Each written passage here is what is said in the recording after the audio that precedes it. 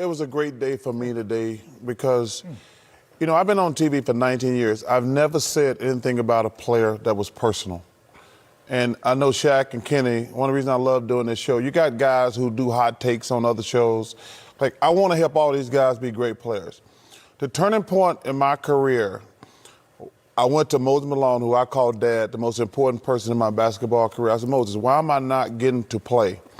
He says, you fat and you lazy. And I says, so we sit down. He said, Charles, you weigh 292 pounds. You can't play basketball in NBA at 292 pounds. Now, I could have went like today's generation and said, he's just an old man, get off my lawn. But I had to go home and think about that. And I went up to his apartment that night. He says, let's lose 10 pounds.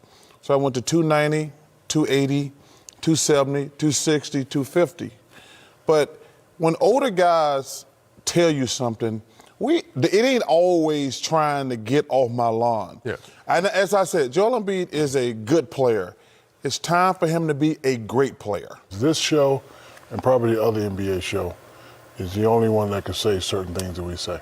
So I don't like the word criticism. We don't talk about people. We're just giving you answers to the tests.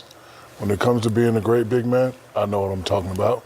When it comes to being a great big man, Charles Barkley knows what he's talking about. So if you're going to give us flashes, we know you have it in you. So if you got it in you, it's hard being great. I'm telling you, it's hard averaging 28. It's hard being great. But let me say one thing. I wonder, and I've said this publicly, and I'm not just saying this now, who on that team is Moses Malone? But, you know, you played on the team. What's that one guy who you played with? I used to be that guy. So, yeah. You know, Brian Shaw for me. You know, Brian, yeah. But I think overall, Joel shouldn't listen to everyone. He should listen to what, and I'm not tooting our horn, what we're saying, only because we're never going to question his passion. We can't measure that. We're never going to question his thought process. We can't see that. But we can see that he can get to positions on the floor that he's not getting and point those out. Now, what will his response on the floor be tonight?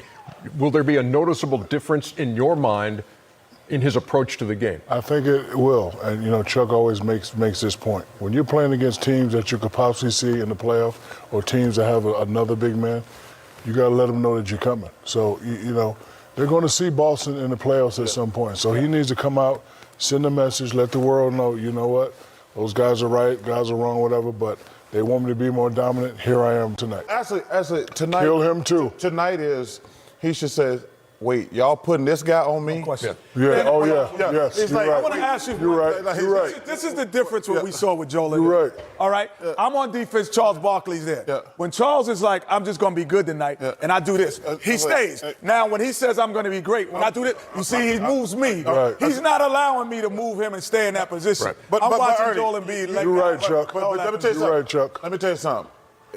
They insulted me putting Daniel Tice on me. Like that's like, no, this dude can't guard me. I'm one of the best players in the world. This Tice kid's a nice kid. He's a hard-working dude. But you're supposed to be the best big man in the game.